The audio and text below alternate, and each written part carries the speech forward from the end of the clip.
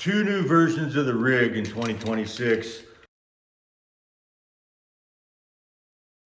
They're a little bit lighter, narrower in profile.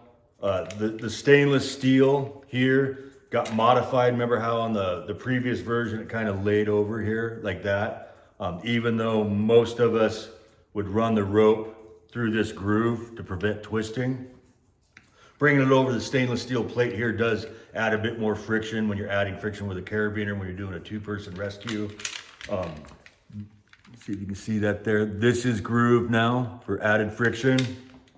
Right there where my index finger is, that's an Allen bolt, and that's because you can replace this cam as it wears. But in rope access, there's a lot of environments where you can go through a device like this in a 3-week job. On Highway 20 here in Washington, on the North Cascades Highway, when they have to, it takes them so long to clear that, it's not because they're clearing snow, they're moving giant rocks and blasting and whatnot. And super abrasive environment, they destroy descent control devices like the rig, the ID, it doesn't matter who the manufacturer is, just horrible environment.